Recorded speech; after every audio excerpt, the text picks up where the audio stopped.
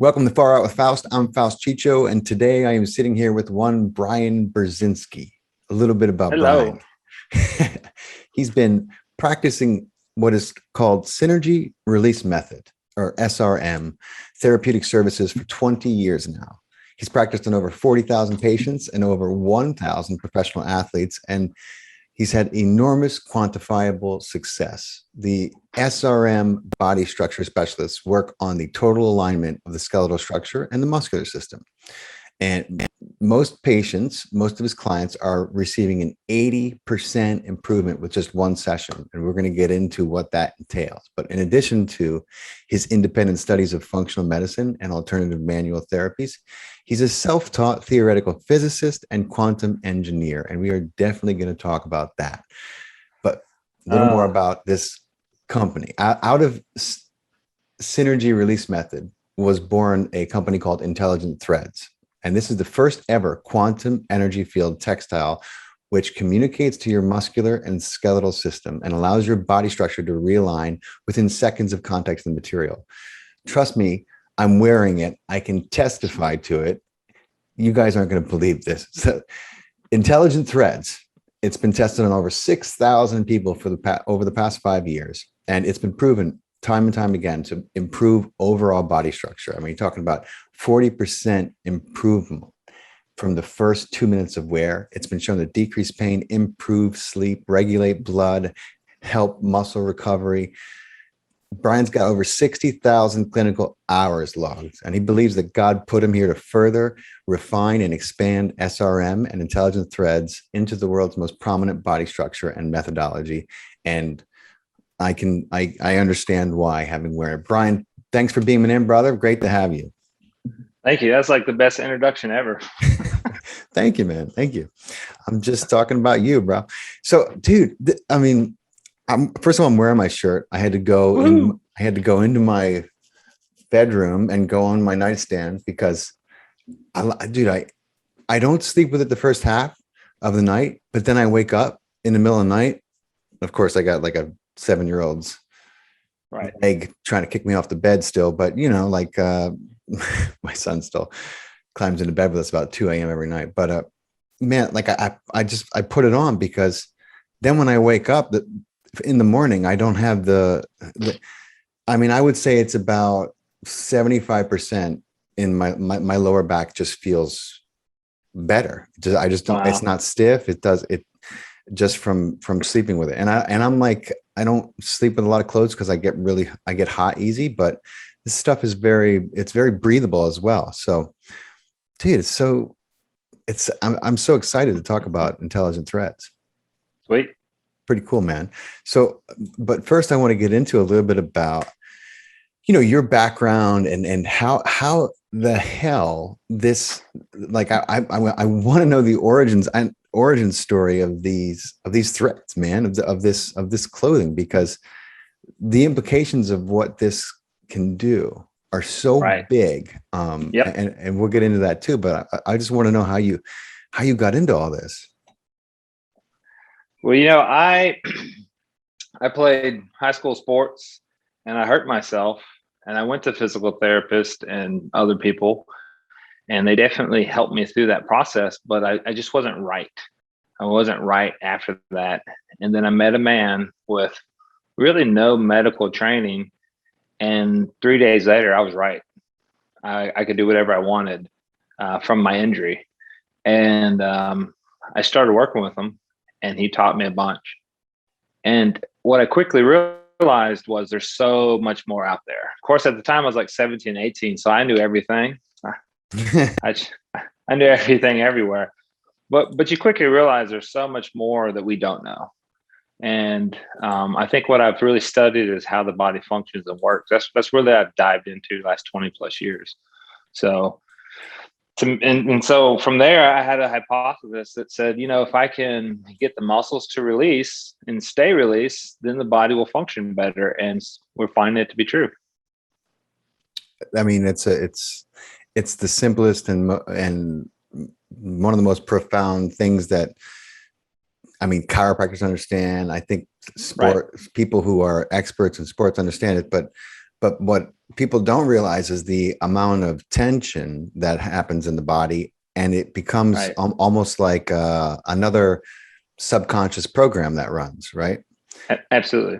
And I'm sure you know this even better than I. Muscles get stuck and locked in the body, and then Yep. just like personality traits, we end up unconscious that they are that, or in the Right. case of personality, you hear that all the time. It's like, oh, don't worry, that's just how Steve is, and like, Yeah. Steve's just an asshole, it's like, oh, well, now he is. He wasn't always Exactly. like that. Exactly. um so it's such a simple thing, but so you started working with this guy when you were 17, and you realized that there was a lot that, well, that was yet to be discovered. Right. And so you started to pursue some things, like, so take me down that journey. You're Yeah. 17, you got your mind blown. You were kind of healed from in an unorthodox way from a Yeah. football injury. And so what happened after that? Yeah. So I'll back it up a little bit. I'll back it up a little bit more because it adds to the story. So I was playing basketball in my sophomore year. I could jump up and touch the rim about, a yay far up my hand, about 3 or 4 inches past my wrist. I'm a tall guy. I'm 6'5", so it's not That's right, you are. unheard of. I Yeah, remember that. it's not unheard of. And I think I shot 33% from the 3-point line my sophomore year, which is decent. It's not great. It's not good. I was an okay basketball player, wasn't the best basketball player ever. I took a job as a janitor, and my main job was to pull trash and to vacuum. It was my friend's aunt. It was an awesome business because we could just go right after work, after practice, and we could work in any time we wanted because no one was there at night. So it worked out really well. But I bet I vacuumed about a half a football field a night, and I didn't realize it at the time, but I only used my right arm to vacuum. And my left arm was my cord hand, so I would grab the cord because people don't know you vacuum backwards. Everybody vacuums forward, but you should vacuum backwards. But that's a whole nother story. And so what happens is I did it my sophomore, my junior, and my senior year, and my sophomore year, junior year, senior year, and I look back at pictures, and my shoulders down like this. Yeah. And I didn't take into account, but that repetitive motion of that industrial strength vacuum, and I don't know how much I vacuumed tonight, but I swear it was like half a football field a night, every night, 5 days a week. My senior year, I could barely get my wrist over the rim, and I shot 17% from the 3-point line. Oh, man. And I kept spraining my ankles. And then finally, I sprained my ankle so bad, I missed the last half of my senior year. And I was like, how the fuck did it get worse? Okay, yeah. And I was like, okay, that's it. I'm not gonna, because my dad played college ball. I thought I was gonna play college ball, and I realized, well, that's not it. What am I gonna do now? And I went to rehab, and they helped. I think they actually helped heal it. I was there a month, and then a week later, I went to the doctor, and he said, well, it's gonna be another month before your swelling goes down. And it was better, but I could put a shoe on and walk at this point, but I sure couldn't. There's no way I could have cut it or cut the body, with the ankle, or ran. And so my mom's like, we're going to go see this guy. And I'm like, I don't want to see a guy. I've already been to the doctor. They said what it is. I don't want to see this guy. She says, no. And I didn't realize it though, but she's already saw him. And he corrected her structure. When he did, she was scheduled for neck surgery. And she canceled her surgery, and is to this day has never had it. And so that was 25, 30 years ago. What did they want to do to her? What was the procedure? I don't really know, but she had some stuff wrong with her neck. It was in constant pain. And one of her friends said, hey, you should go check this guy out. And she did, and it worked. And so then she says, okay, we've done the traditional route. Let's do the non-traditional route. Yeah. And I wasn't, and I didn't know. I was like, no, I'm happy where I'm at. I've come to terms with it. I'm going to move on with my life. And it was crazy because I walked in that day, and he looks at me and he says, your knee's out of place. My knee didn't hurt. I didn't have any problems with my knee. My back kind of hurt a little bit, and my ankle hurt. I had no problems with my knee. And he started working on me and helped me straighten my structure. By the end of that session, I could feel warmth going down to my ankle. And I thought, well, that's weird. By the next day, my swelling's gone. Wow. 3 days later, I'm in the gym and I jump and I'm right back to where I was my sophomore year. Yeah. And then I never played basketball where we kept track, but I mean, for a while there, I just couldn't miss anything. I hit all my shots. It was crazy. Wow. I'm not all my shots, but it was like way better than it was. You were dramatically improved. And I got to thinking, like, okay, I went to the physical therapist, and I believe they did the techniques they were taught to heal the ankle. We did the rotation, we did the stem, we did the heat, and I think it did help, but they didn't work on my knee, and they sure didn't work on my pelvis or the rest of my body. But if you think about it, the body's really one, and so what he did is he addressed me as one, and when he corrected everything, then my body started working as one. I went from, I don't know, 70% to 100% usage of my body. Yeah. And when I saw that, I was like, okay, this guy knows something. I never thought about doing this profession, never thought about pursuing it, but I was so intrigued. How can this guy with no medical background, just in one session, I've never had another ankle since, and I felt great after that. So it's like, how could he do that? Well, I asked him, and he started showing me and teaching me his ideas and concepts. And at the time, he didn't really work with the muscles. He did a little bit, and together we kind of quickly realized, hey, those muscles control the bones. Because if you think about it, if this is your bone, it doesn't flex. No. You don't flex your bone, you flex your muscle. So the muscle's controlled by the bone, the bones are controlled by the muscles. Right. That's what you told me when you blew my mind when we met at the conference. We met at the biohacking conference. Was it last weekend? It wasn't long ago, but we're gonna roll a video for you guys to show you when I met Brian and he blew my mind. And what I said to Brian and you'll hear it in the video, I was like, when I went to the chiropractor, he told me that that one of my bones was pulling on the right side because my spine was out of whack. And I was like, really? Right. I didn't know that. He was like, yeah, I could see it on the x-ray. And the reason why you're pulling on this side is because your spine there's a slight bend. And I'm like, yeah, but doesn't everyone have like a slight bend in their spine or something? You know what I mean? Like, isn't it they're a natural, I don't have like a spinal, what do you call it?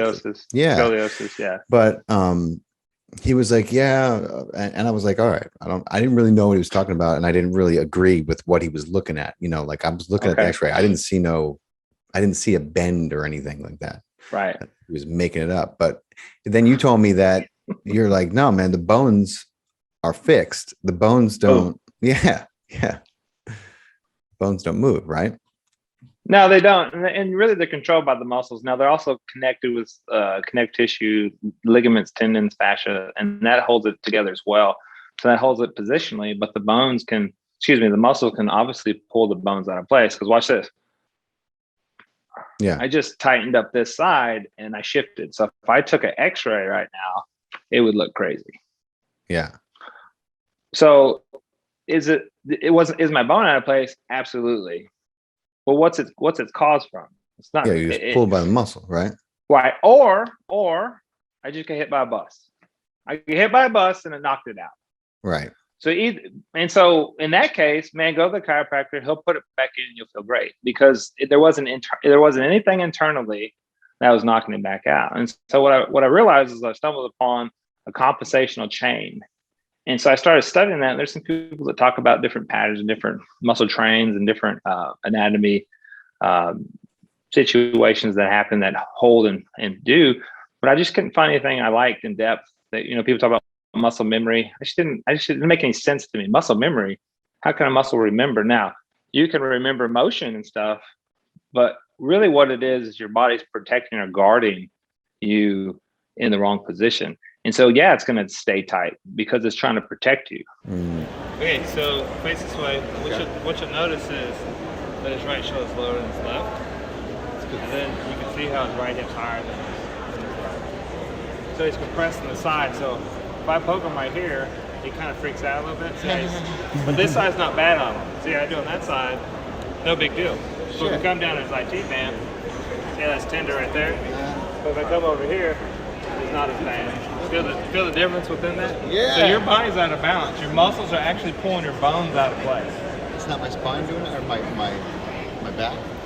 No. So think about it. Bones don't move. It's the muscles that control it. It has to be the muscles. Okay. So this is the Intelligent Threads t-shirt.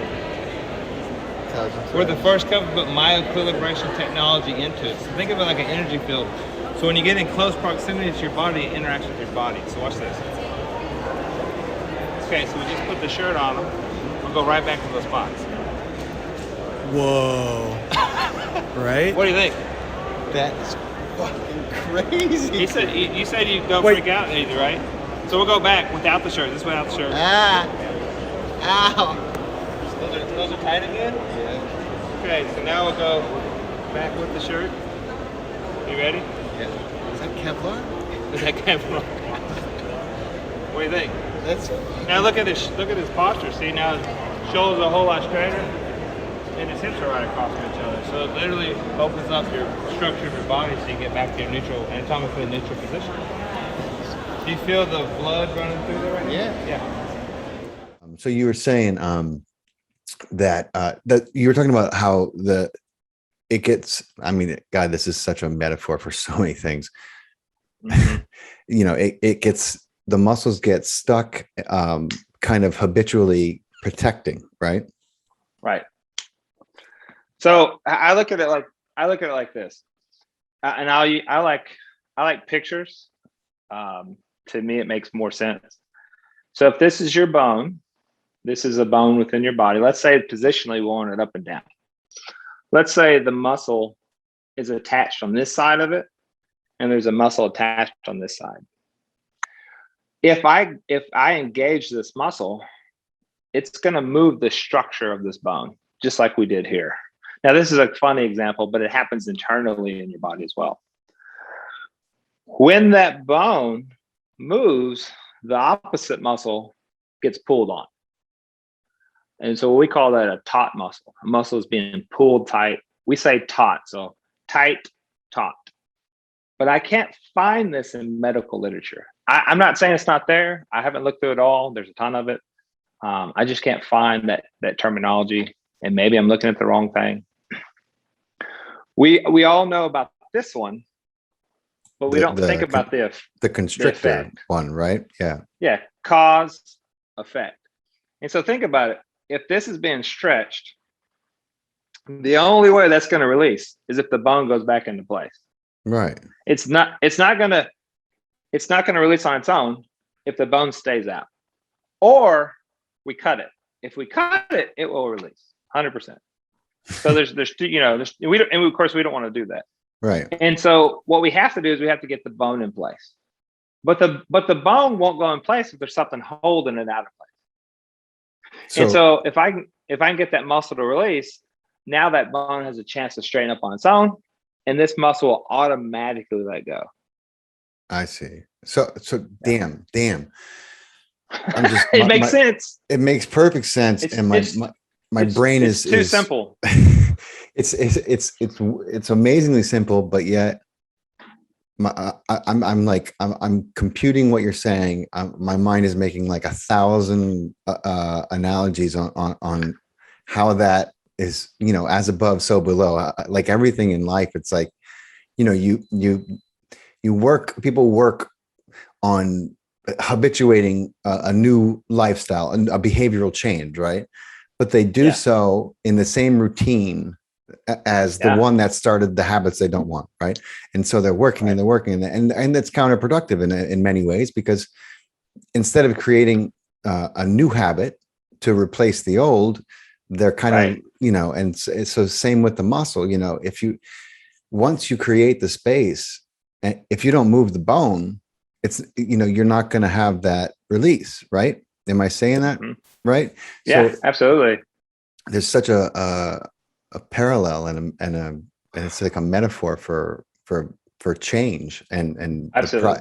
the reason why we run into such problems is because we don't put the we're not moving the bone's not getting back in place.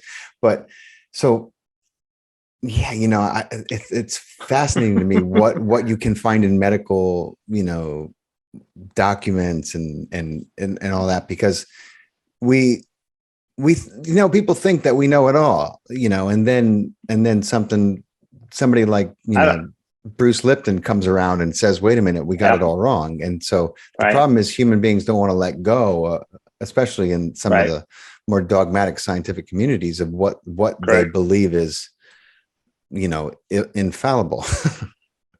Yeah, it's very um, true. I'm sure you run into this all the time. And then you have the whole, God, somebody was telling me today that there's an ad. The FDA they were working with a couple government bodies, and they were basically it was a mission to um, destroy people who were having too much success with alternative treatments. I think it was called Wow. quack hack, or no, like somebody, she came up to me, she was like, have you heard of it was like I want to say quack hack or quack hunt. It was like, I was like, no, why does it sound like a CIA mission? She's like, oh, you don't even fucking know. I was like, no, we're going to talk about it. I got her number.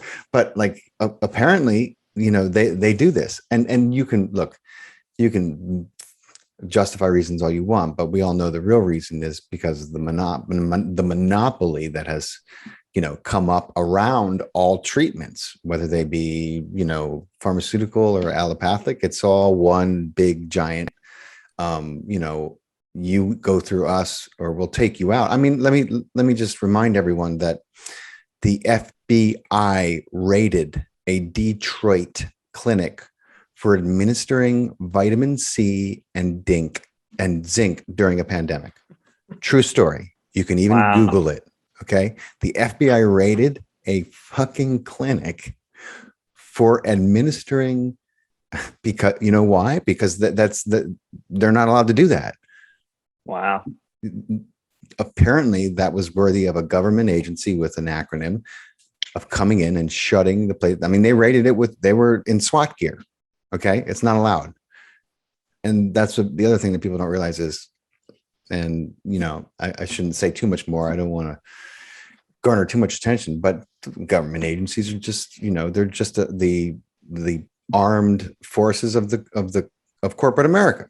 Let's be real. So of course they had to shut it down. God, what if it worked? What were they going to do then? If a lot of people were like, wow, this really worked. I mean, it worked in India anyway. That's how they dropped off. They sent they sent home kits to their people, which of course were vitamin D and zinc and all these different things that are on the do not prescribe list here. I wonder why that is. Anyway, Wow. it's craziness. We won't go there for this podcast though. We are gonna. That's a whole nother can of worms. That is. It is, and I don't even want to open it. But back to what you were saying.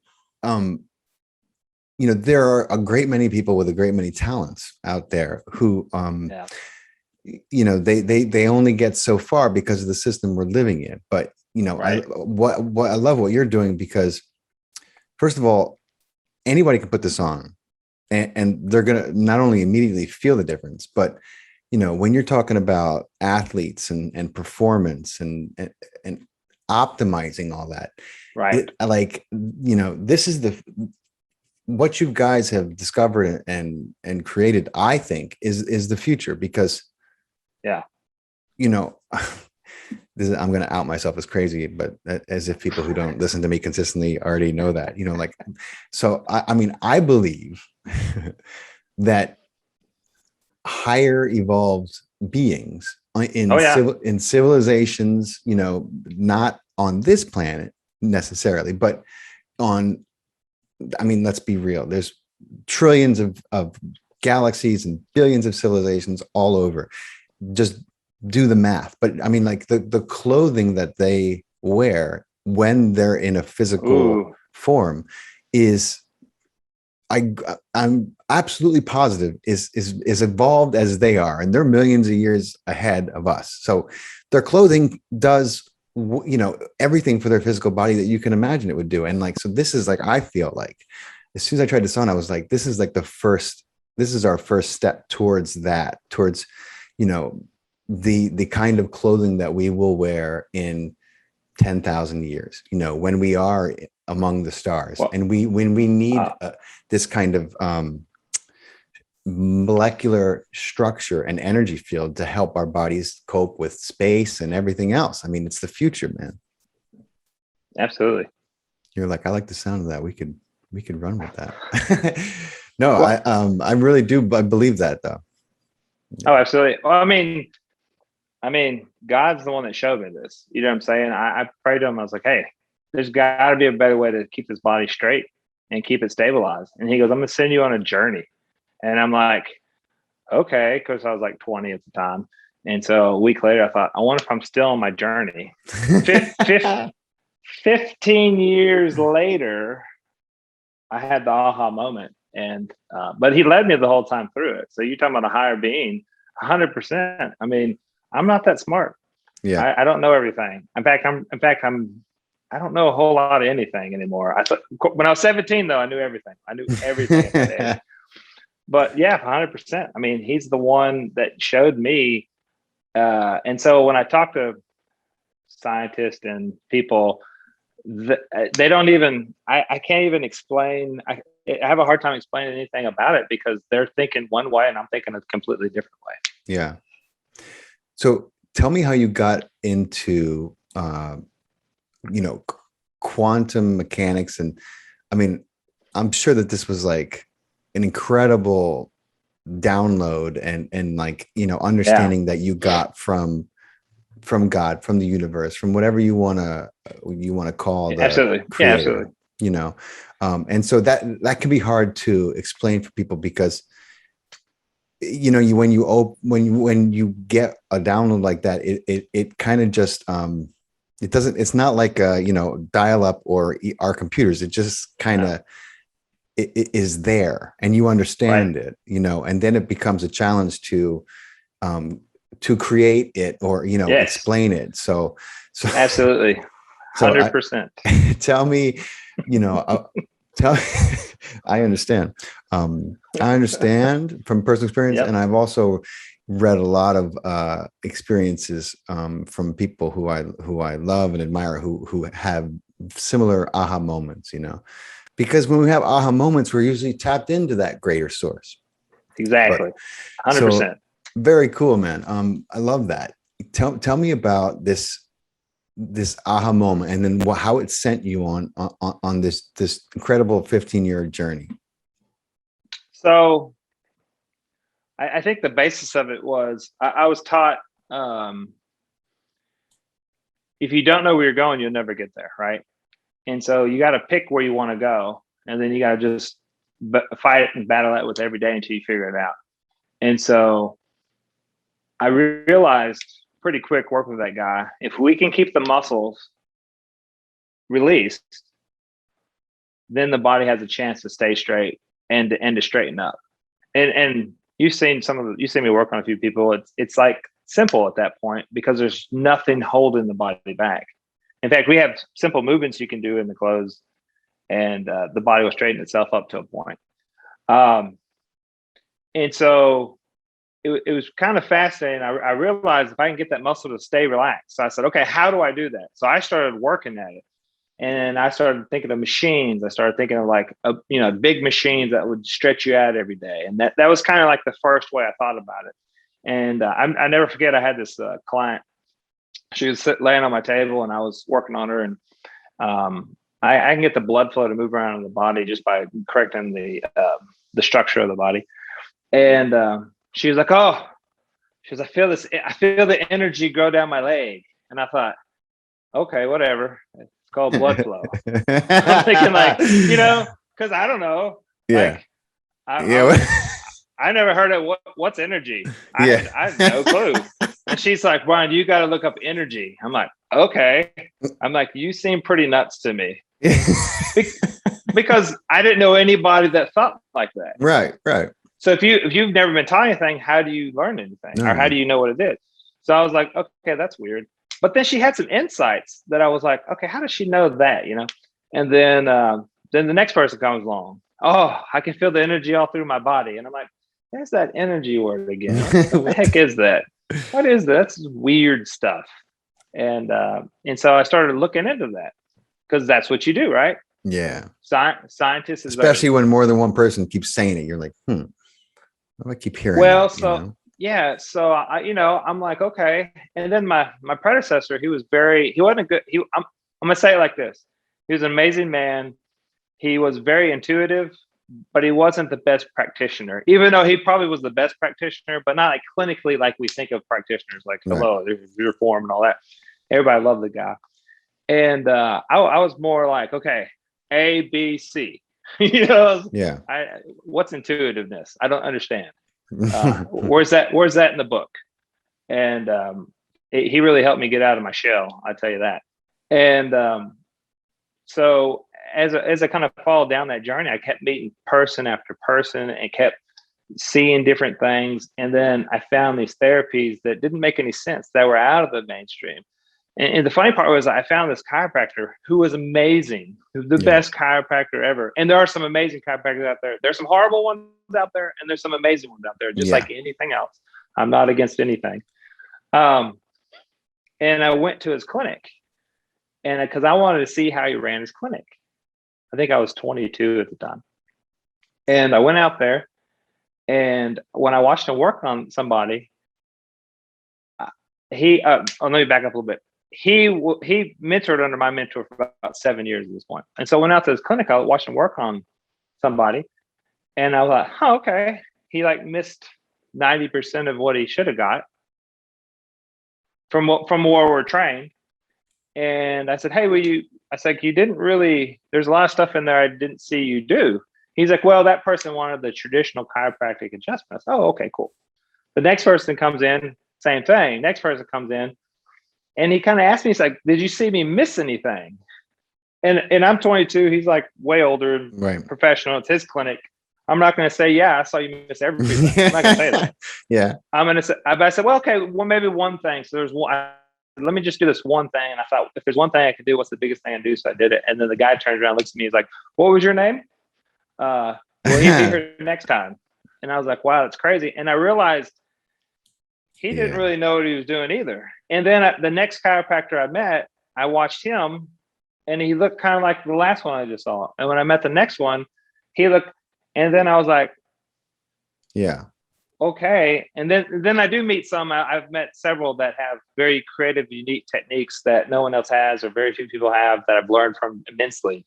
So I'm not trying to bash them at all, because there are some really amazing ones out there.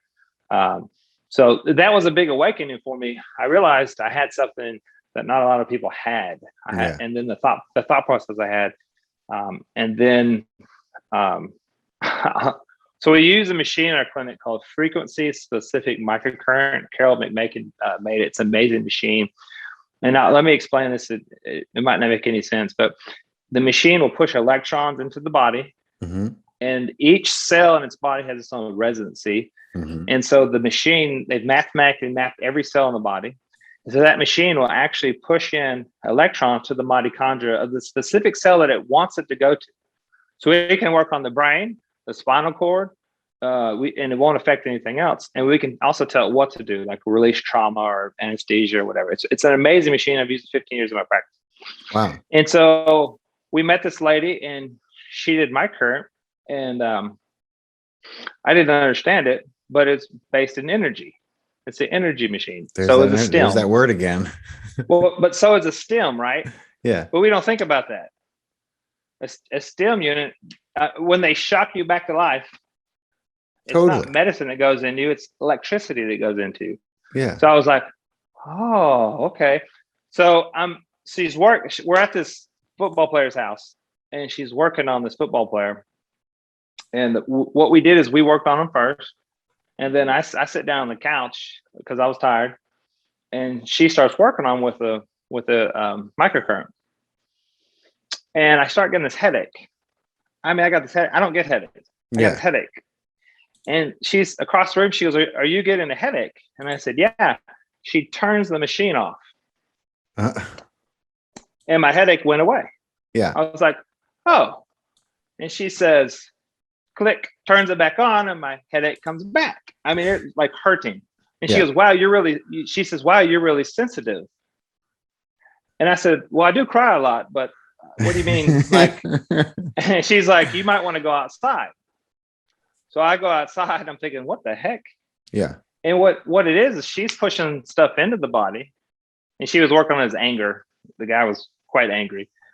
And so the body has to dump out. And I was picking up on what was dumping out. And I thought, what was that? I was like, what is that? And then a couple years later, I'm working on, and so this is part of my journey, right? So I'm like, this is crazy. So I went to this conference, met these people, talked to these people. Now I'm going, okay, what's this energy thing about? So I looked at acupuncture, I looked at meridians, I looked at qigong, all that stuff. And I'm like, oh, okay, this is cool. Yeah, all this is cool. And these people, I was talking to a massage guy that was trained in Korea. And he told me that Korean people over there, they train for 2 years every single day. Like I think it's 10 hours a day, every day for 2 years. They don't get their birthday off. They don't get Christmas off. They don't get nothing off. I mean, they work every day. Wow. And once they're trained, they're good to go. And he said the masters over there, they can look at you, and what they focus on with their eyes, that body part will start heating up. Oh, dude, like, that's some. I was like, yeah, what? And so I was like, okay, do I believe it? Right. But I know there's something about it, but I don't know. You know, it's like, okay, how do I decipher all this information? And so one day I was in my office, and there's this couple that I work on. I've been working on this couple probably the longest Indian couple, good friends of ours. Mm-hmm. And he said, Brian, he came in, he said, Brian, when I walk about 50 yards, I can walk, but then my hip starts hurting. I can sit down for 5 minutes and I can walk 50 more yards. But then I have to sit down for 5 more minutes and I can walk 50 yards. Yeah. And I thought, okay. I said, cool, let me look at it. So I worked on him, and he gets up and he walks and he goes, yeah, it's better. And he walked for about 75, 100 yards. It's not right, but it's better. So I come back. So I worked on him again in my office, in the office the first office I had, we were part of a doctor's office. So there was a big hallway. He did big loops in outside of my room. And so I said, okay, go walk again. And I said, we'll see what happens when you come back. He's okay. So he leaves the room, and me and his wife are talking. And all of a sudden I was like, I could feel, but it didn't register. I go, his hip just went back up. He's down the hall. Yeah. And she says, what do you mean? And I thought, oh crap, what do I mean? Did I just say that out loud? Did I just say that out loud? Yeah. And she says, what do you mean? I go, well, watch, when he comes back in, he's going to say, I feel pretty good, but I feel like my right hip just went back up. and she kind of stopped talking to me.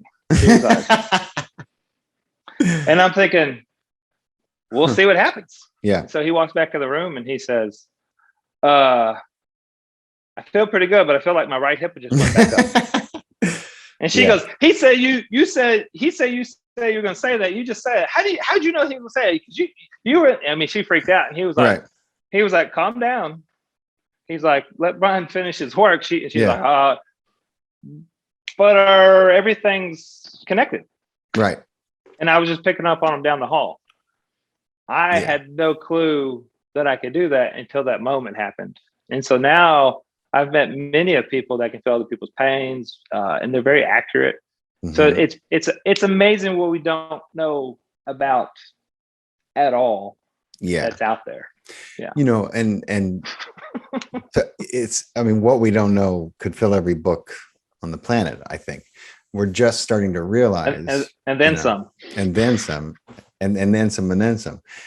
And the problem with, and I talk about this a lot in my podcast because it's a big problem, I think. But you know, I mean, look, it's not. I shouldn't call it a problem because it's just we are a young species. We've been around as far as we know, 250,000 years, in this current DNA that is the predominant DNA on the planet, right? So 250,000 years by most people's estimation. We can't explain sometimes when we find footprints that are 1 million years old, but we'll figure. We'll just put that to the side for now, like we do everything else, and we'll try and figure that out later. But for the most part, that's like not even the blink of an eye. So I just think that when we start to realize how connected we all are, not just to each other, for sure, but to everything, Yep. and when science starts to seriously realize and admit, and it's starting to have to now, that everything is connected, and that there's a lot of things that you can't see that are very real. In fact, most of what is actually real you cannot see, and there has to be a reframing, because God, we don't even teach what we learn in school is it's like a bunch of, it's important to read and write, of course, and mathematics and all that, but other than that, we teach a lot of fairy tales. We teach a history that spans nothing and is pretty much made up. It's like we're just depriving our kids, I think, of so much they could be learning and imagining about what we're doing on this planet right now. So I don't miss an opportunity to talk about that, because I want as many people to hear that as possible, because we have to evolve as a society, especially if we're gonna make it through this go at it that we're having. And I could talk about that till the cows come home, but so that's incredible, man. So you plugged into your intuition, brother. Not only did you start to learn about energy, but you plugged into your innate capacity, and you probably are very, you probably are called to this because you've always had a very strong intuitive, you could say it was you're a medical empath or a medical intuitive. I often have similar ideas, and people call me and they want to know what's up. I tell them what I think. They don't believe me. They go out and get a professional opinion. Doctor tells them what I told them. I'm like, there you go. I don't know. Like, how'd you know that? Like, I'm just talking to you. Sometimes you just know things. You know what I mean? Like, like, how you know? 100%.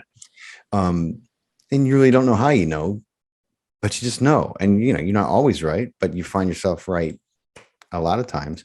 And so I just think it's amazing that you plugged into this. And so, God, I'm sure that life got even more exciting from there. But I want to ask you before we go on. So, have you ever heard of God? His name was John Chang. Well, that was his Americanized name. He was originally from China. Do I have the book here? It's called the I think if you say the Magus of Java, but it's about this. This dude was like next level chi master, kung fu, like, and so just by total chance, if you believe in those things, these British documentaries came upon this dude. He was on an island outside of China, and he was doing acupuncture, and one of them had hurt their back. One of the directors, they were brothers. And so he worked on them, and he was talking to them. He spoke pretty decent English, and they were talking to him, and he was telling them how he was going to use a technique on them through his acupuncture, and he was going to move heat through them in that they would feel some heat, and that he was doing it with his hands. And they were like, "Say what?" But they were filming because they were shooting a documentary. So one of the brothers was filming his brother getting worked on, and of course he did his technique, and they were kind of blown away that this guy was able to do that. And they were like, "What else can you do?" They didn't know who they were talking to. This guy who's like, he took them outside, and they shot this. This is what brought him it brought him a lot of attention. He got in a lot of trouble for it, but he took the trash out of his clinic. He had an acupuncture clinic there. And he brought it to the parking lot and he crumbled it into a ball, and they're shooting this whole thing. And you see him stand over it. And you see him, it's this little dude. He's in his little, what do you call it? He's got his outfit on that he's working on people with. He doesn't look like a Kung Fu master, but he showed them right before he took him out. He said, I do it from my Dantien. And he showed them he's like, I could heat this. I can make this like fire. And they were like, really? And he's like, yeah. He's like, watch. Touch. And you see him, he lifts his shirt and the filmmaker touches it and he's like, ow. And the woman behind the camera, who you don't see to this point, is like, get out of here. She walks over, she's like, can I feel? And he's like, yeah, go ahead. And she touches it and she's like, ow. She didn't believe it, right? And then he takes him outside and he sets the trash on fire with his chi, with his energy. And you see it flame up. And they were like, so this was a snippet in this documentary, which was about like volcanoes and shit. And people sought this guy out. People like martial artists, like people from all over sought this guy out. And one person, this Greek guy who ended up being an author and a really good writer, wrote a book about his journey to find him and then training with him and all this, like talk about moving energy. These guys were, I mean, there was like, I think it's like 72 levels. And Chang, I mean, this dude wrecked his car. He talks about it in the book. He said the car there was nothing left. It was like it was a smoking wreck of a crushed beer can. And John walked away from it. This dude like smoked cigarettes all the time, was virtually impervious when he needed to protect himself. And he's like, John came home, walking home. His clothes were all torched off, but he wasn't injured. And I asked him what the fuck happened. He lit up a cigarette, poured a glass of whiskey, and said that his car wasn't going to come back. And they were like, what happened? He was like, I had to use all my energy to walk away. They went and saw the car and they were in shock. But it's a great book. I'll send you a link to it. You can check it out if you want. But that'd be great. Fascinating what some of the masters can do when they really learn how to move energy. And it's like this combination of male and female, of chi, and then like of yin and yang. And there's another word for it when it's like the opposite of chi. And I mean, you see Bruce Lee when he did was it the 1 inch punch? Was it 1 inch or 6? When that dude went, I mean, you can't fake that. Plus there was 100 witnesses, but that's the power of it. It's so exciting. But so that's so cool, man. You plugged into something that was like much bigger than you ever imagined. And so you're working now, right? So tell me, I mean, I know how you work on people because I've seen how you work on people, and it's like, I don't know how to describe it. I thought you were just a really amazing chiropractor, but that's only because I have limited experience with chiropractors, and I've never seen anybody work as fast as you do and diagnose by sight the way you do. But I assumed it was because you were a chiropractor. I also knew intuitively that you were also tuning in to, something, an understanding that came with your years of experience, because it was so fast the way you did what you did, I was trained. I'm not a chiropractor. I have no medical license, by the way, which is, I think, I don't mean this to be rude, but I think it helped me not have to unlearn some stuff. It kept me from not having to go back and realize that what's in the book isn't necessarily there, because even the stuff that I come up with, I realize isn't right, or it's part right, or I'm getting this benefit, and then 10 years later I go, well, that was really not smart. I can do this way better and way faster later. So I think we're constantly evolving and getting it better. But I was trained to look at people structurally and then diagnose. And so I did that for years. The guy I worked with was phenomenal at it. I don't know if I'll ever be hit the way as good as he was. And so what I would do is when somebody walk in the room, I would try to diagnose them real quick, and then he would, and I would check myself by what he said. And then of course I do that every day as well, because when people walk in the room, I look at them visually, okay, and then I put my hands on them and I double check myself. So not right all the time. That's what Chinese medicine healers do too with their apprentice.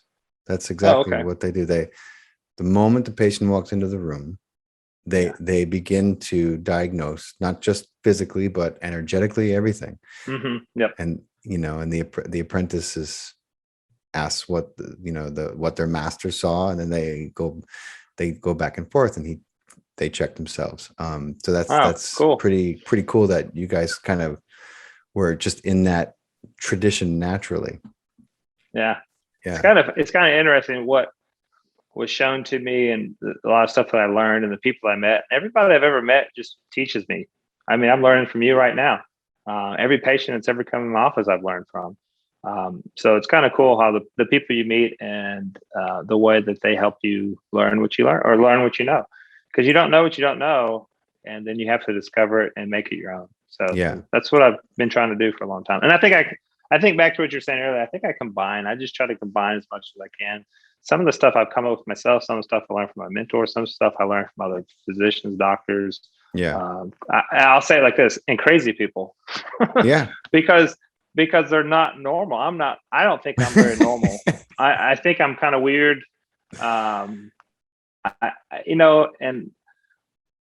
I can't deny what I've seen and what I felt and what I've done, and the experiences I had. So I'm like, okay, we're just going to run with it. And then the more I open up to it and search after it, the more knowledge I get, which is awesome. And then you realize you don't know nothing at all.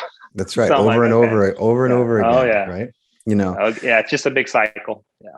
It is. And to remain in a childlike, and to be absorbing and learning. And I think sometimes that's the biggest problem with some of the ways that we teach our medical professionals, is it becomes very dogmatic, and much of the time it becomes bound to policy, and the policy is not coming necessarily from the doctors. The policy is coming from, the health organizations or people who are not interested so much in health as they are in, a set of protocols which further, our incentive, they're all, it's all incentivized. So, it becomes about pushing certain things, withholding certain other things. And that recipe doesn't always work to cultivate health, as we can look around and see in our society.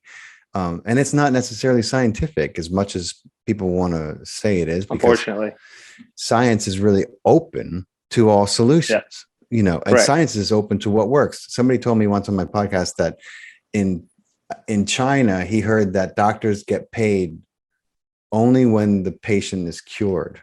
And I was like, is that true? He's like, I heard that. I don't know if it's true or not, but it should be.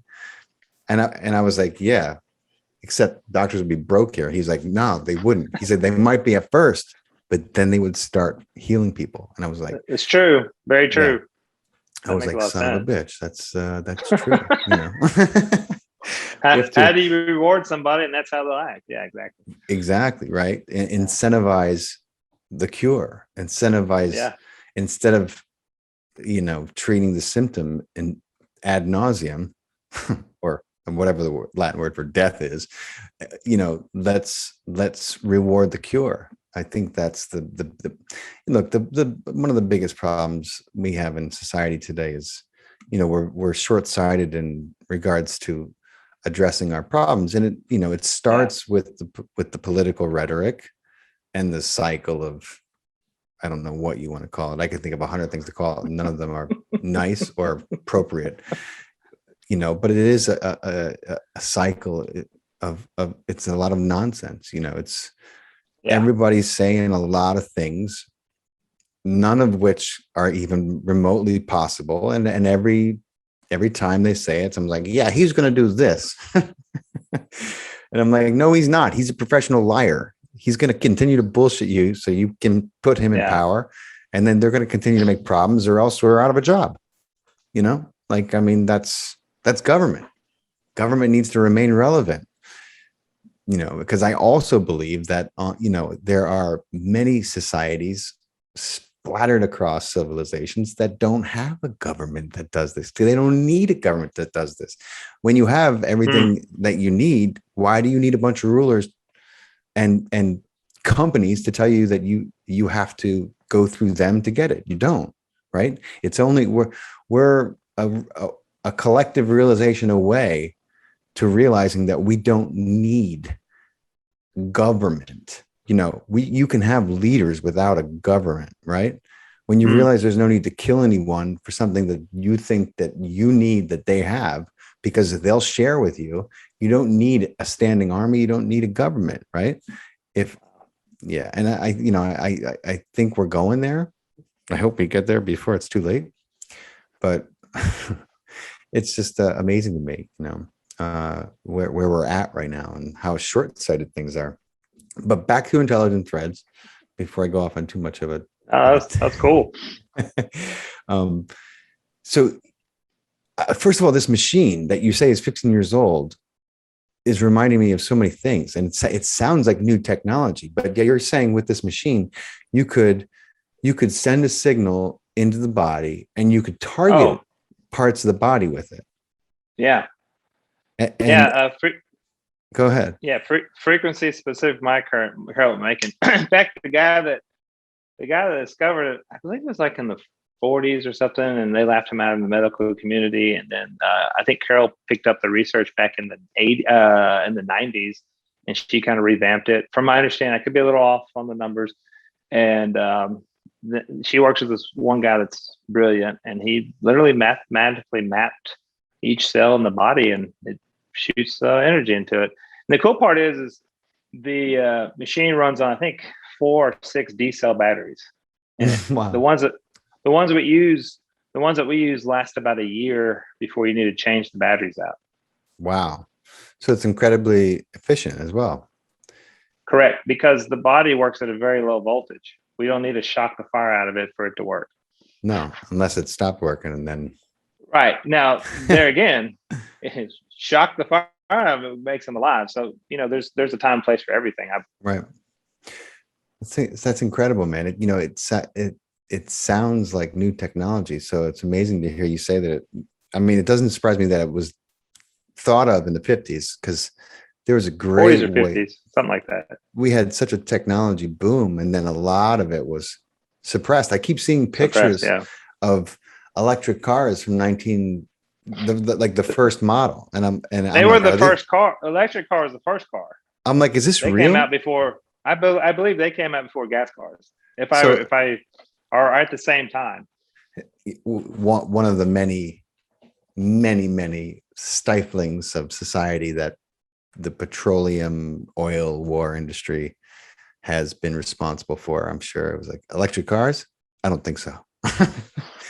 People are like progress. It has a guy plugging in his car in 1912, and then you have another guy in 2021 plugging in his Tesla, and it's like progress. Yeah, progress. Exactly. So much progress. That's crazy, man. It's like I was like, are these pictures real? Are they photoshopped? Where's like, I guess the electric car was.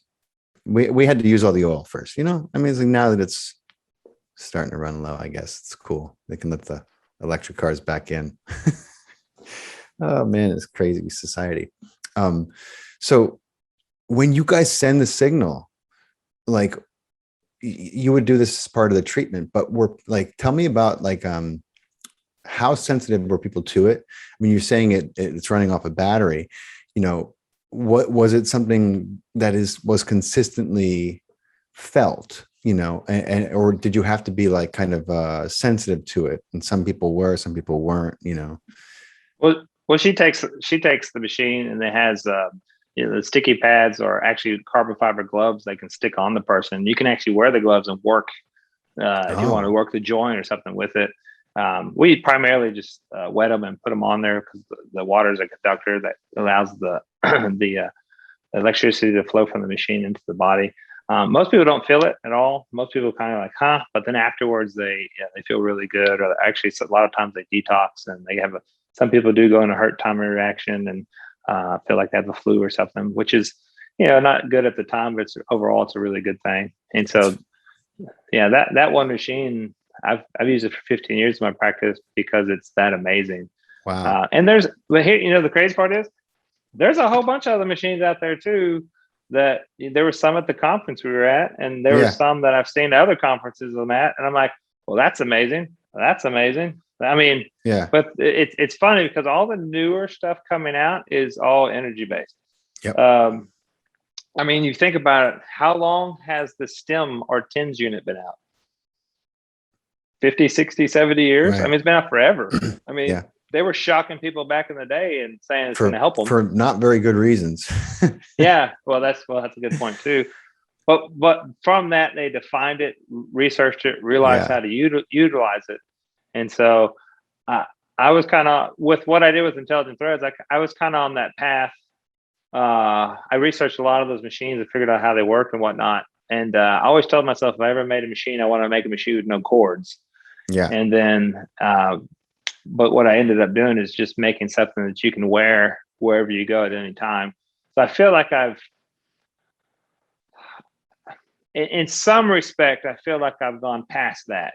In other respects, there's stuff that this won't do that machine will do. So it's not like we don't need, every machine I've ever seen, there's a time and place for it. Yeah. And so they're all good. It's to me, it's like, how do you use it? Like you come to me and go, look at this machine. Okay, what does it do? I don't know, but it's cool. I'm like, well, that didn't really help me. Like, okay, if I have a headache, how do I use it? Or if this happens, how do I use it?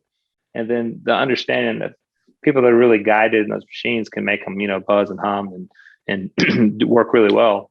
Yeah. So it's a pretty interesting transition from where we're at. So tell me if I'm wrong, but this machine and you working with this machine, I imagine that it started to change your vision and your this idea, which was like, a seed in your mind that was growing and cultivating with your understanding. Right, absolutely. To tell me how, it went from this thing, like maybe it's a machine, and then you're working all of a sudden with energy in ways that you never imagined you would, so tell me how that kind of germinated the idea of Intelligent Threads. Well, so that sitting in that house and getting that headache was like, okay, I need to take this more serious. I mean, because click, headache went away, click, headache comes back. Yeah. And it wasn't like I was sitting over there going, I wonder if that machine affects me. No, I was like watching ESPN. And then my head started hurting. So I'm like, what the heck? Why is my head hurting? Am I dehydrated? Yeah. No, I've been drinking water all day, And then I kept meeting people who work with the body energetically as well. And so at first with those people, I was like, okay, this is weird, but I need to press forward and think about this. And so I love meet people that kind of push me in the right direction. And so, I don't know, I met a lot of different people that just kind of led me there. Really, the Lord just kind of guided me and showed me stuff. So I'll be working on people and God just kind of goes, okay, do this and do that. And I do it and it works. I'm like, okay. And then I never do that to anybody else ever again. I'm like, okay, that was weird. And so I've just tried to develop my relationship with him that much greater. And then the more I do, the more he reveals. So there again, it's not really me that did it. It was just me being open to him and him guiding me through everything. Yeah. And he still guided me. He's given me all kinds of other ideas and thought processes that I need to implement and go forward as well. So I'm really excited about the future and where we're headed as well. Yeah. So it's very exciting. I can go into more depth, but that's kind of the overlay of all that. So very cool. There's a great book, one of my favorite books of all time, called Conversations with God, by one of my favorite authors, Neil Donald Walsh. I don't know if you ever heard of it, but I don't think so. I think you'd love it. I think I've heard the title, but I should get it. Absolutely. I think it would blow your mind. sometimes I'll buy a copy of it and just leave it laying around or leave it on the subway just for someone to pick up because it's such a game changing. Oh, that was you that no. That was you that Look, I was in New York City. And this book was no. It was just appears on the seat next to me. I looked. No, but yeah, I love that. I mean, I've read all his books, but it's just most people don't realize they can have a conversation with God anytime they want, because most He's always people, there. Don't believe that God speaks back, but God does.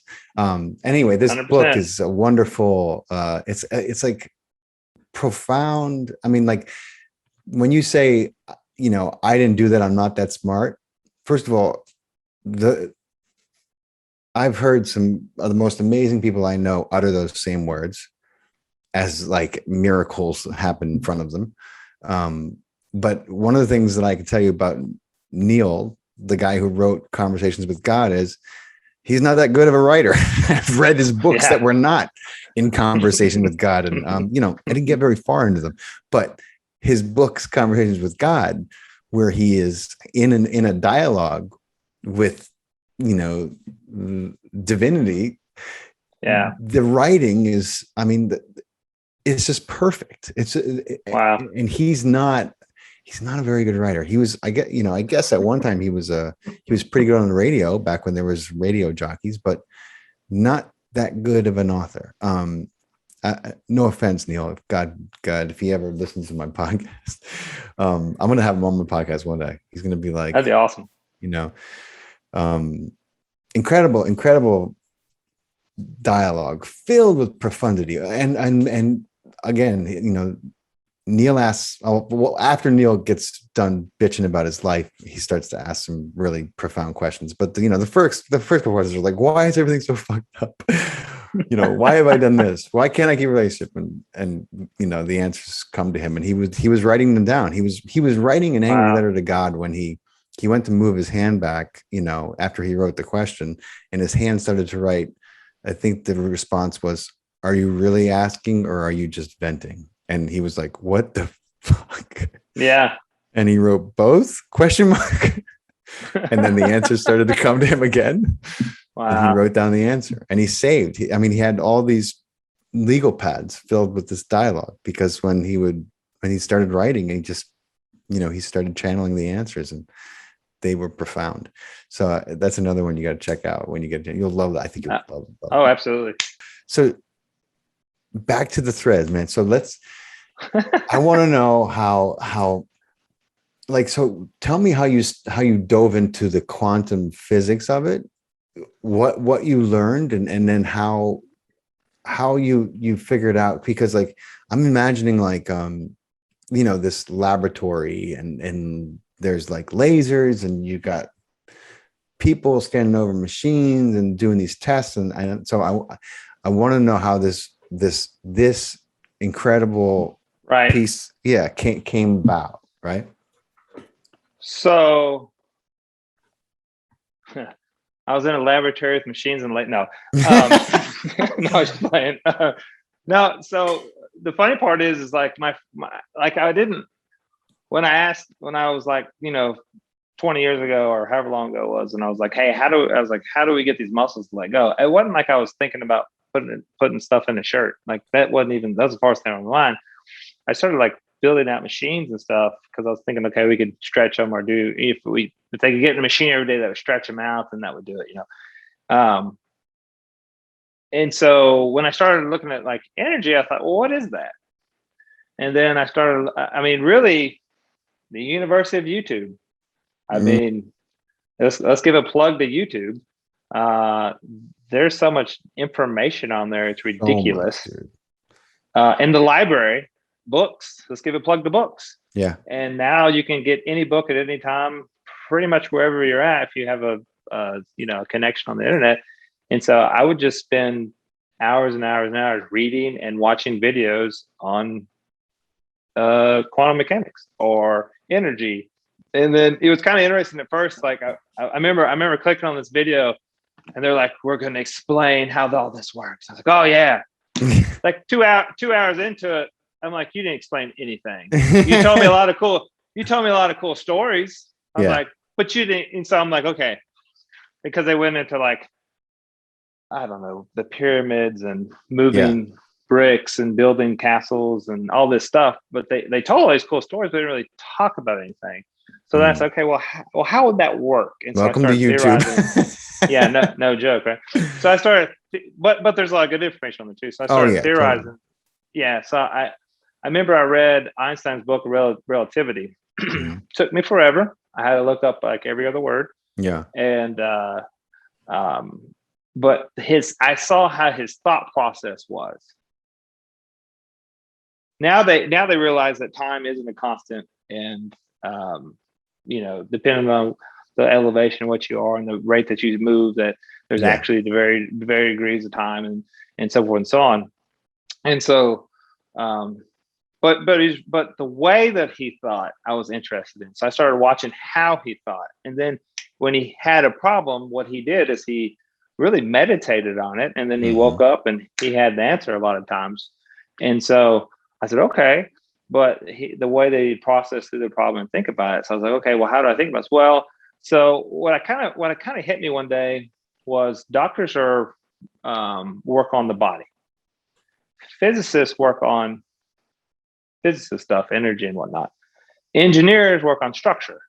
Well, I'm kind of like all three when it comes to the body, because I'm working on the structure of a body in an energetic way.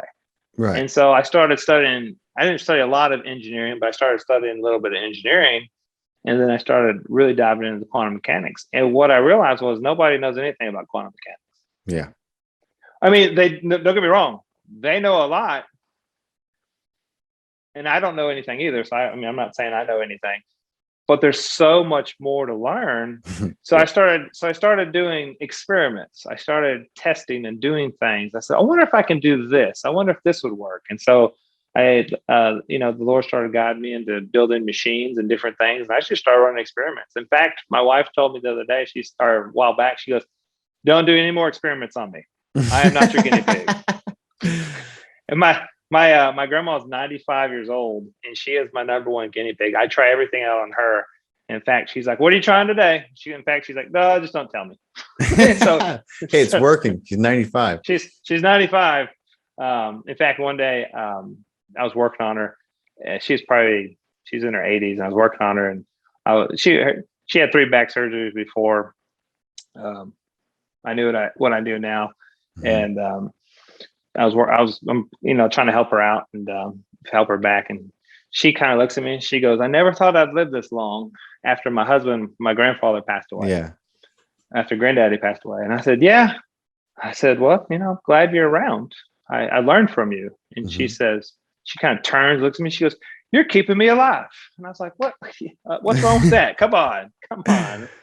And so it was pretty neat. But yeah, so I just constantly ask the question why, and then experiment, and then really I've shown what to do. But what happens is when I'm shown something, I don't understand it. Yeah. Because I'm shown something that no one knows about, or maybe other people know about it, but they haven't figured it out either. So how can you think of something you've never thought of before? You have to be shown. Yeah. You can't just think of it. Think of something you never thought of before. You can't do it. No. Because if you thought about it, then you've thought about it before. So it has to be revealed to you. So everything I've learned has been revealed to me.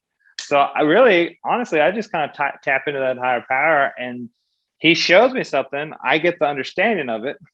Yeah. Learn how to implement it. And then he can show me the next thing. So he's building a process, and he's constantly showing me the next thing. And the more I realize it's not me, and I submit to that, the more he shows me. It's amazing. So, and I think, and that's true with anything. I think people do this all the time. I've just applied it to the body.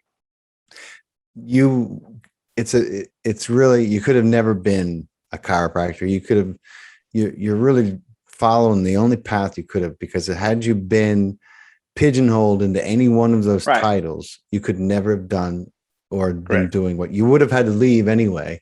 which would have been like, Right. oh, I went to school for this. And, I mean, like don't get me wrong. I know some incredible people who were Right. once chiropractors, Hey, I know some but people that are credible that are, but hey. I'm sure, Yeah. what I love about chiropractic is it's kind of it's been bastardized by the rest of medicine, and it has its own spinal cord, it has its own backbone, so to speak. Yeah. And it teaches its beliefs are different. I've learned that through talking to my guests that chiropractic teaches its practitioners that the body does have an innate capacity to heal, and that there's it's a different model. And so it's, like many things, there's been a lot of propaganda about it, and, witch hunts for, the quacks, There was an old chiropractor in my town. I think he lived to be 94. And he had his lunch packed, and he was on his way to the office when he just died at his kitchen table. But 60 years before that, or 70 years, whatever it was, he was a doctor and a chiropractor. Oh. And they said, you have to pick one, which I don't know if they would say that now, but this is the story that he tells. Yeah. They said, well, I have to pick one. So I thought, should it be a doctor or a chiropractor? He goes, well, I'll help more people being a chiropractor. So he stopped being a doctor and became a chiropractor. And some of his techniques, you just don't see anywhere. So now I'm looking for like the old DOs and old chiropractors, because they have techniques that just aren't there anymore. I've learned a lot from those guys. So it's some of the older, and some of the newer guys have amazing techniques too. But some of those older guys, it's amazing what you can learn from those people. So I bet. Yeah. And turns out he was a prophet too, that guy. I guess so. He could see the future, I think. It's crazy. It's so true, and God, can you imagine if we gave our doctors not only the permission they need, the legal permission they need, right, to use their intuition, but also cultivated that in them. Yeah. I mean, what a different think tanks. What a different society we would live in. Let's be real. We don't live in a society that allows a doctor to, be a renegade and be risky in their, I just have this. I mean, if doctors do it, they have to literally do it in secret, they can't be caught, or they'll lose their license, and they'll be sued. And I mean, you can't even prescribe things these days. You can do it. What do they call it? What do they call it when they prescribe something off something? Like, it's like, you're prescribing it for one thing, but you have to say you're prescribing it for something else, or you'll lose your job. Right. Why? Well, so that kind of brings a good point. There has to be rules to stuff, but then the rules can't be over controlling to where creativity is dead. Once creativity is dead, and then you're just a mindless person doing exactly what you've been told, then stuff stops advancing. Yeah. And so that's the problem. People come to me and they say, Brian, I went to the doctor.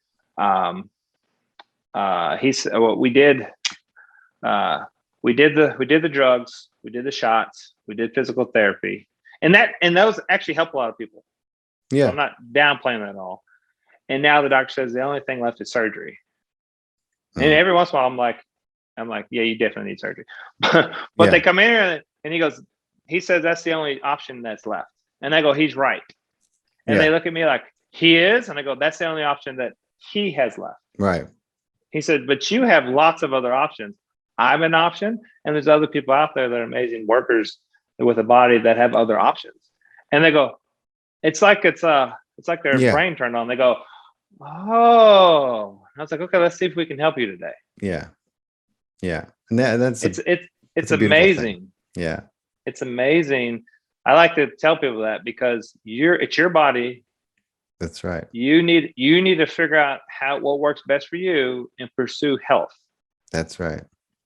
And or not, but what I'm saying but it's is your choice. It is your choice. And I've already beat this I can horse. tell your brain's going in 20 different directions. I don't even want to go there. I talk about it too much of, as far as the cultivation of health and what doctors are trained to do. And I love doctors, and my son didn't listen to me while we were playing. I think we were playing tag, and insisted on hurdling the chairs that were on our roof Oh, no. in the middle of a pandemic, and took a header right into this little stand and just kiboshed his, right on the eyebrow as a sensitive. Ooh. And I was like, oh, I tore he was bleeding real bad. And of course he was getting scared of the blood. And I took my shirt off and was staunching the blood. And I was like, I told my oldest son to go get his mom. I said, but go get her slowly. I have to clean his blood. She's going to kill me. Right. And we got a doctor who, of course, was, what's the word? He was kicked out of the hospital because of the pandemic, Right.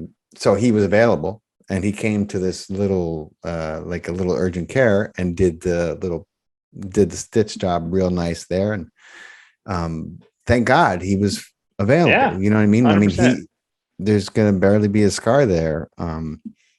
Doctors are amazing, dude. I mean, if you get an appendicitis, you can go to a doctor and he could fix that. I mean, like, that's incredible. Doctors are amazing. It's just in our current system, they're not. Yeah. It's interesting, right? Because I hear this all the time. It's like people go, a lot of people come to my clinic and they're really talking bad about doctors. And I go, hey, no, look, if you have a cold, if you have the flu, don't come to my office. Right. I'm not saying where to go, but don't come. And so it's interesting because there are certain things that they're very efficient at helping, especially in emergency medicine. Emergency medicine, American's top. American is the top emergency medicine, no doubt about it. But why can't we blend other things into it too? Why can't we blend Eastern medicine into the emergency medicine and just have the best medicine ever? Because they've been doing stuff for a long time as well. Yeah, you know the difference between Western medicine and Eastern medicine? Eastern medicine takes a frog, watches it in its natural environment, watches it hops around, what it eats, how it interacts, the cycle of its life. Western medicine takes a frog, kills it, cuts it open, and looks at it. That's it right there. I mean, but at the same time, that's why our emergency medicine is so good. That's right. It knows how. So it's kind of like we need the blend of everything. What's most important in life? Balance. That's right. I love ice cream, but I cannot eat too much ice cream because then I don't feel good. Yeah. So there's a balance to life. We need everybody. We need everybody's profession. Yeah, we just need to not know that I'm here to help people. I love everybody. I want to help people. Yeah. Period. And it's amazing that you have developed a product which helps balance. Yeah. Literally helps balance. Exactly. So you are doing an incredible service with your life's work and with your and I mean, I'm looking forward to being in proximity to you again so that you can work with me just even for a moment the way you did before, because it was far better than any chiropractor visit I had, and any, even a great massage. I love getting a Thai massage because they do a lot of stretching, and that really, helps my muscles to release. But it's like you said, unless you have, you got to get that thing to release, and then you got to get the bone to. So you don't always realize that both things need to happen, because then you find yourself like, oh man, I was feeling good there for a hot minute, and now, yeah. Well, think about it. When that bone goes over and that muscle gets taut, the only way it releases is we put the bone back in, right? So let's just say that we go get a massage, and usually this is where your pain's at. So this is your problem, this is your pain. Most people go after pain and they don't go after problems. Cause and effect. Most people treat the symptoms and not the actual problem. Okay. Yeah. Let's say you get a massage and they massage the taut muscle. What they're going to do is they're going to fatigue the nerve. Once the nerve fatigues, you feel better because you can't feel the tension there anymore. Yeah. But once the nerve recovers, then it comes right back. Sometimes it takes an hour, some a day, 2 days, just depends on how deep and how much they go. So what do? You go get another one and another one. But what I realized was you'll never get that release until you get the bone back in, but the bone won't stay in until the muscle. So let's say that the bone's out and this muscle's holding it out. Well, let's put the bone back in. Okay, we did it again.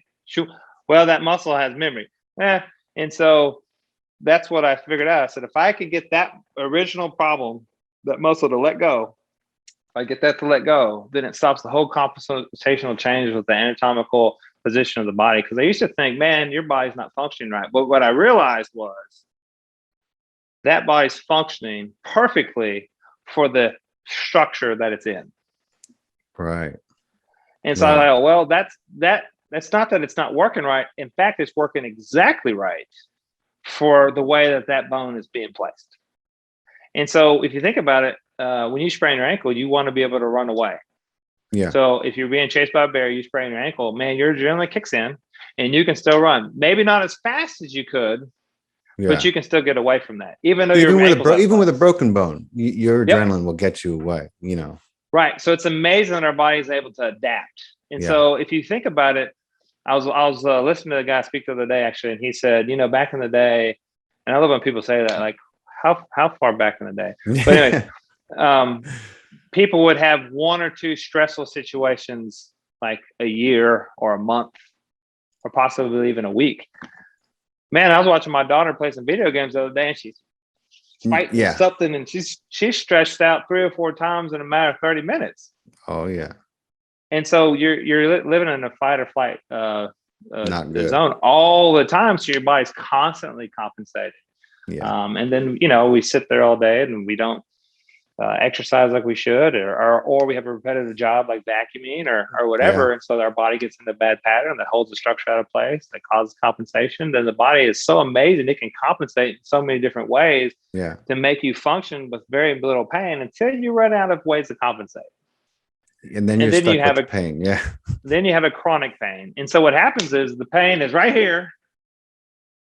Right. And then your body, so then the body compensates and goes, oh, and then you go, okay, the pain's now over here. And then you compensate again. You go, now the pain's in my back. And then you compensate again, the pain's in the knee.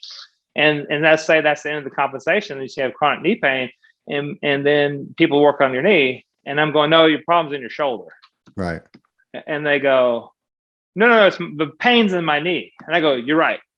But the problem's in your shoulder or wherever it's at. And so if we can correct that original problem, if it all most of the time, I would say it boils back to this. Now, scar tissue is the caveat to it. If you have a bunch of scar tissue, that's why massage therapists are amazing, because they can go in there and break up that scar tissue. Wow. That's why we need a detox. Yeah. People that come to me that are completely I had a lady that had mold toxicity, worst case mold toxicity I've ever seen. She went through 9-month-long detox, and then I could work on her. Wow. So, I mean, I'm not a magic bullet either, right? Yeah. So, and then people come in stressed out. Oh yeah. Their spouse died, their dog died. I had a lady come in one time, and I worked on her once. When I see people, I usually see them once a year. I don't see them over and over and over. Right. And so I had a lady come in, and she was coming to me about once a year, pretty much like clockwork. And she comes to me one day, and she's crying. I said, what happened? She goes, my dog died. I said, oh, I'm sorry, that's horrible. And we talked about it, and she left. She goes, oh, I feel so much better. A month later, she comes back, and I go, are you okay? She goes, I'm just still, sad and grieving for my dog dying. Yeah. And she literally pulled herself back out because of the stress load that she's carrying. Wow. I'm like, oh, that's horrible. So I worked on her. I think I saw her 3 or 4 times. By the 4th time, she finally went through the grieving process and has dealt with it. I think she ended up getting another puppy, which probably helps. Yeah. And then I started seeing her once. Yeah, I know, they're awesome. And then I started seeing her once a year again. So there's a lot of other factors that involve with it as well. But I think I just figured out a really simple thing is how to release one muscle, or how to release muscles that are engaged tight that hold the structure out of place. Yeah. And by doing that, then the body has a chance to straighten up. And that's, to me, with what I do, that's everything. Yeah. Have you ever heard of the Alexander technique? Yeah. Very good. Yeah. So I'm as an actor and a trained actor, is one of the primary techniques that I learned, and I love my Alexander teachers are the coolest acting teachers. Like these guys are just, they're just that, that it's like when you understand the relationship between the head, the neck, and the spine. I mean, you just become a compassionate, better human being. I don't know what about that is. I'm trying to figure it out, but every person I meet who comes to this profound realization, and some of them are in the arts, some of them are in the medical field, some of them are chiropractors, some of them are gurus now. Right. I just feel like the whole world opens up when and don't get me wrong, there are some chiropractors who I think are they just practice, but they don't, Right. they haven't realized the profundity of this machinery, Correct. but something happens when you do. And I'm just trying to put my finger on it, but you're one of the many examples of people who I've talked to who have come to this realization and been like lit on fire by it. And I love that. It's so cool. Yeah. You can't deny it when it happens to you. You know what I'm saying? It's just real. And then my mind's like, how, why, what? How can we make it better? How can we go deeper with it? How can we change and do more things? And that's just I constantly pursue that. So that's awesome, man. So take me back to, but I know we're going to return to it one last time, but people are going to want to know whatever you can share with them about how the structure of the shirt, of this incredible piece of clothing, was changed in a way that allowed it to remain intact. Can you talk about that? Yeah. So what I did is so I built a machine, not the machine we were talking about earlier, a different machine. I built a machine. This machine, we use the output of the machine. We call it myoequilibration. Myo means myofascia. Equilibrate means equalize or balance. And so we use myoequilibration. And what we do is we embed it into the fibers of the material at a quantum mechanic level. And that took a little while to figure out. I was definitely shown how to do that. And so by doing that, it's embedded in there so deeply, it doesn't wash out. In fact, I've had the technology now for about 5 years, a little over 5 years at this point. And those original shirts that we made still work like day one. And we don't charge them or anything. We don't do anything like that. You don't got to put them in moonlight? I'm just kidding. No, good. Hey, sunlight, moonlight. Yeah. Rotated every third day. And then put it in water. No. But yeah, so because it's in there so deep, we don't have to really do anything to it, and it works. I think it's gonna, we can say for sure it works for 5 years. Yeah, because we've only that's how long you've. almost 6 years now. But we don't see any drop off in the performance of it. The original ones we make still work like day one, and so we think that when the shirt eventually disintegrates, it's over. Right, and so. I wanted to make something that you didn't have to buy over and over and over. Right. You can buy one time, wear it. And, some people lose it, which I'm like, really? Come on. Yeah. And then some, so I've had football players rip holes in it because I have NFL guys that wear them while they play. Yeah. And then they sleep in it. They sleep in another one that night. They don't sleep in the one they played in. I'll tell you that. Right. And then the next day they're not sore, so. Yeah. But they'll get holes and stuff ripped into it. And I'm like, well, that material's still good, Right. And so don't do something with it. Yeah. Yeah. Wrap around your head. Yeah. I was telling my 10-year-old about it. He was like, "Did they make my size?" I was like, he's a pretty big 10-year-old, but I was like, I'll ask. You can borrow my shirt. Here's mine. Yeah. But I was just thinking, imagine, like you were saying, massage tables with it on, oh yeah, the ways that it can be implemented. I mean, I feel like the possibilities are endless.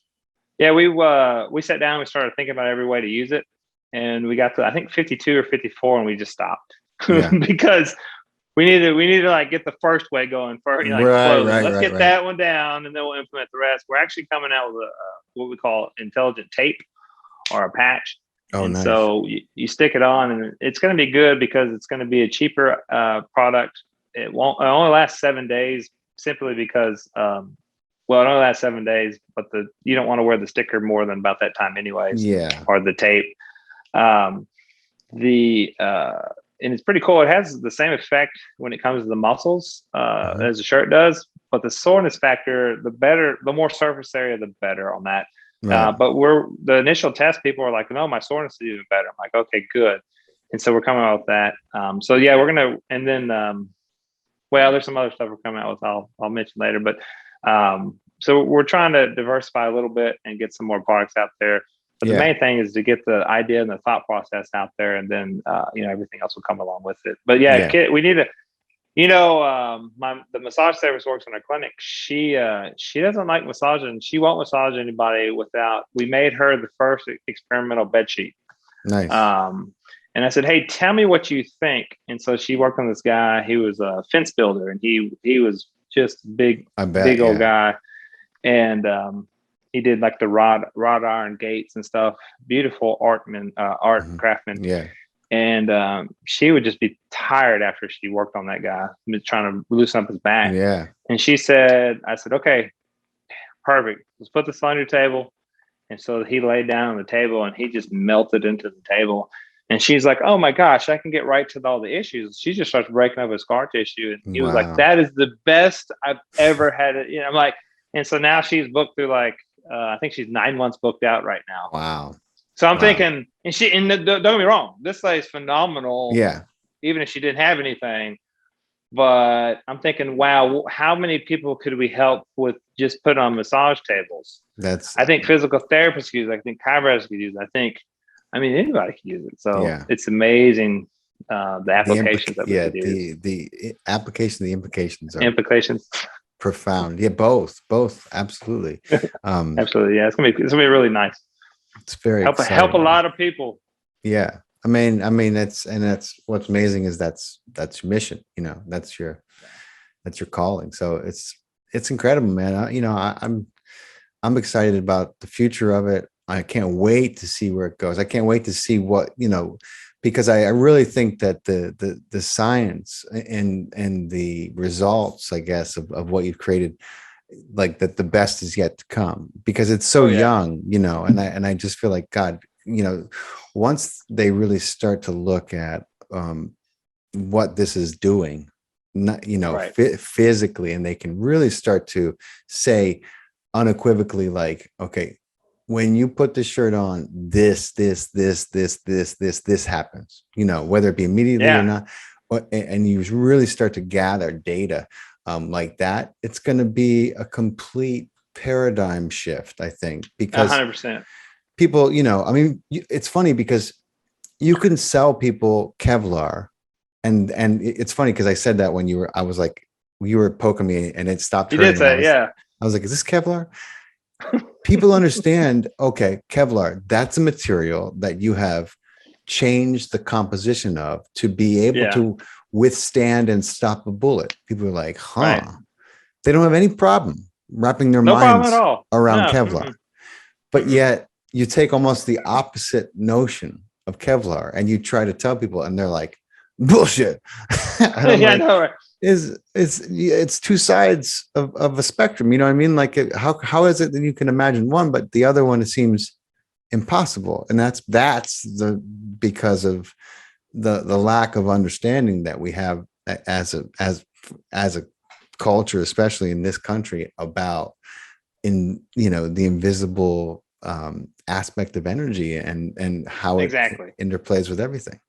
I couldn't say better. I think what I want to do is I want to get a machine, like a fancy box with bells and whistles and lights on it, and then run 2 cords to, say, our shirt or our blanket or something that has the myoequilibration in it. And then I go over to the machine, hit the buttons and make it light up, and then I put the blanket on them, and they realize the cords are connected to the shirt or the blanket, and I put it on them, and then I show them the difference. We do the push test to them. I think you might have that in the video. And then they go, man, that machine's amazing. And am I getting it? And I pull the cords out, or I open the box, and there's nothing in it. Yeah. Because people will go, they'll believe in a machine. Yeah. Because they can see it, feel it, and touch it. But I bypass the machine. Yeah. I bypass the machine, just put it right into a shirt. To me, it made more sense. Yeah. Why not? I don't want to. Why would I want to? I don't like cords. I don't want cords. No, they're so antiquated these days. And exactly. Yeah, dude, it's super super exciting. Let me take you a little far out before we Please, wrap it up. So Absolutely. and it's a profound question. I love asking. So if you were going to whisper into the ears of everybody on the planet, right? And you could plant a seed for them, and they were going to be able, they were in such a suggestible theta brainwave state that you were gonna be able to make a suggestion that you could maybe improve the lives of everyone on the planet. What would you say to them? I mean, first off, about a million things, but I mean, I was like, I think the biggest thing is just love each other, right? Yeah. Well, I mean, I don't like confrontation. I like it when people like me. I like other people. Let's love each other. Let's see how much we can actually help each other. And you feel better. And then your stress level's low. And then your body's straighter. I mean, to me, it's, I mean, there's a whole bunch of other things that happens too. But I mean, if we could, like you said, whisper in everybody's ear and then they would follow that, I think love everybody. And you know what? I think one of the most important person to love is yourself. Yeah. You have to like yourself. And Really I run across people all the time that just don't. And I've battled with that. Like I thought, hey, I'm weird. I'm different. I'm not like anybody else. But that's what makes me special. That's right. And you know what? I love myself. And I used to work. I work on Terrell Owens TO. Oh yeah. And he would say, "I love me some me," and I said, "That's right." Yeah. But I don't know if he was the nicest, gentlest guy I've ever met. Now, competitive to a fault. Don't get me wrong. Oh yeah. But it got him far. But it got him far. Yeah. But that statement, "I love me some me." Yeah. A lot of people couldn't say that. No. It took me a long time to be able to say it. Yeah. Exactly. And so to me, it's, and I think the way that you view yourself is probably how you view other people. So we got to learn how to love ourselves. That's right. I mean, to me, that's just the most foundational thing that I've ever learned through everything I've ever studied. Yeah. And most big time teachers that I've studied goes right into that. And I'm absolutely. Or you can come around to it, Absolutely. You can cross any religious barrier, any kind of political barrier, and you got to love yourself, not in a narcissistic way. No. But you got to love yourself, and then you're open to go and help other people. That's right. And then when you help other people, there's so much joy and blessings that come from that. I haven't worked in 20 years. That's right. Because every day I get to help somebody. That's fantastic, man. I love it. Yeah. It's great, man. And it was funny. I looked at the clock last night. It was 11:16. I was sitting here and I was talking to a friend who is struggling in his life right now. And I was telling him the same thing I've been telling him for a few years. Sometimes you got to say things 101 times for it really to get through. And you can understand something all day, but until you really start from here to here. That's right. And then, you have to start to take action to replace some of that old programming, because the old programming is saying, I'm a fuck up. I just keep doing this and, or it's their fault. And you keep finding yourself in the same situation. And I was telling him at this time last night, you gotta get so comfortable with you, brother, that you love yourself enough to be by yourself. He just keeps looking for validation and getting into these relationships. And I'm like, dude, this comes from you not being, and this is going to sound corny. I told him, I was like, but you have to be in love with yourself enough. Absolutely. To it's not a selfish thing. It's the only way you're ever going to find yourself in a healthy relationship, but it has to start with you. I told him, and I was like, I recommended some of the things that we saw over the weekend. I was like, I recommended Brain Tap because, he doesn't have a lot of practice meditating. I'm like, listen, this takes all the guesswork out. You just got to put the things on and then sit back. You can even sleep with it on. I mean, this is like the technology that we have today is you don't have to find a cave in Tibet and sit in the dark for 40 years anymore. You can do it in much less time, and you can use technology. You don't even need to have the master, the mentor that they used to need. You can still achieve these amazing levels in a short amount of time, just using what we know. I mean, it's not a hack, really. It's just, if I want to drive home, if I take the long route, that's up to me. I could take the short route, and it's not really a shortcut. It's just the quickest way to get from A to B. So I encourage him, but it's amazing. We're sitting here and we're saying the same thing I was saying last night, because I think it's one of the most important things anyone can say. I think what helped me get there is learning how much the creator loves me, right? Because he loves me. I'm unique. I'm special. There's no one like me, and he knows everything about me. So that helps me love myself because he loved me first. And so to me, it was kind of like, wow, once I got that revelation of it, then I was able to love myself at a whole deeper level. Because I can act like I love myself. I love myself. Yeah. But it's not the same. No. And then I think what you said about programming too, I think a lot of people focus on the problem. They try to set goals to stop the problem. And it's not that they need to stop the problem.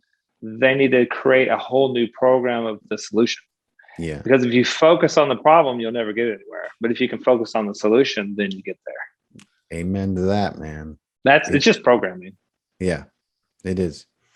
And there's many great ways to. That's a lot. That's a lot of stuff said right there. It is, but it's a great way to close because we got to close. Come on. We keep going. No, I didn't. No, but man, I so appreciate your time. I know it's getting late. But dude, we're gonna have a link. There's some awesome videos on these shirts, some wonderful testimonials. We're gonna put a link in for everyone to check them out. Like I said, I think these threads are the future. There's something extraordinary, even extraterrestrial about them. I'll go that far because you just absolutely. I don't know of any other product that works like this. So, dude, I love what you're doing, Brian. It's a pleasure to get to know you a little bit and talk to you about your journey. And congratulations on everything, man. And the sky's the limit from here. I can't wait to see where it goes. Woo, I'm excited as well. Thank you so much for having us. You're welcome, man. We'll talk soon. We'll keep you posted on everything. You take care, brother. Yes, please. Thank you. Thank you.